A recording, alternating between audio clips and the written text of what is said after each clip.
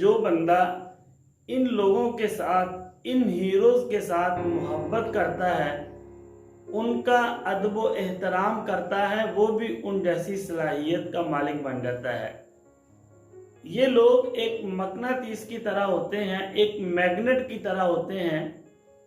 جو بندہ ان کے تعلق میں آتا ہے، ان کے ساتھ تعلق جوڑتا ہے، وہ بھی ان جیسی صفات کا مالک بن جاتا ہے۔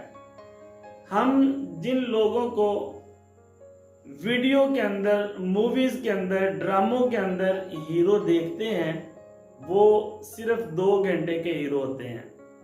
یعنی جتنی دیر کے لیے وہ ویڈیو ہوتی ہے، وہ ڈرامہ ہوتا ہے، مووی ہوتی ہے، وہ لوگ صرف اتنی دیر کے ہیرو ہوتے ہیں۔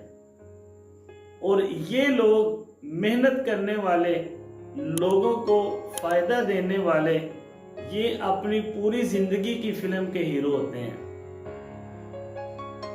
انہوں نے محنت کی ہوتی ہے، لوگوں کے لیے آسانیاں پیدا کی ہوتی ہیں، یہ اپنی محنت کا لوگوں سے صلہ نہیں مانگتے، پھر یہ اپنی محنت کا صلہ اللہ رب العزت کی ذات سے مانگتے ہیں۔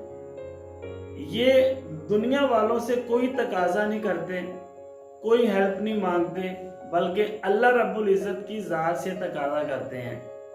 یہ اللہ سے مدد مانگتے ہیں اور اپنی ذات سے تقاضا کرتے ہیں، اپنے آپ کو کہتے ہیں کہ یار اگر میں نے کامیابی حاصل کرنی ہے تو پھر محنت بھی میں نے کرنی ہے۔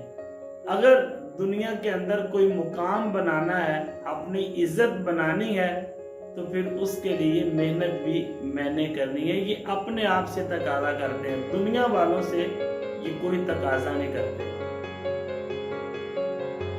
اور یہی وہ لوگ ہیں، یہی اصل ہیرو ہیں جو معاشرے کی، جو زمانے کی تاریخ بدل لیتے ہیں۔ اور انہی لوگوں کی وجہ سے دنیا والوں کو، معاشرے والوں کو آسانی ملتی ہے۔ یہ لوگ خود تکلیف برداشت کرتے ہیں، خود چیلنجز کا سامنا کرتے ہیں، لیکن دوسروں کے لیے ہمیشہ آسانی پیدا کرتے ہیں۔ پھر ان لوگوں کی مثالیں دی جاتی ہیں، انہی لوگوں کے تذکرے، انہی کی باتیں کر کے ہم ایک دوسرے کو موٹیویٹ کرتے ہیں، ایک دوسرے کو ہمت دیتے ہیں۔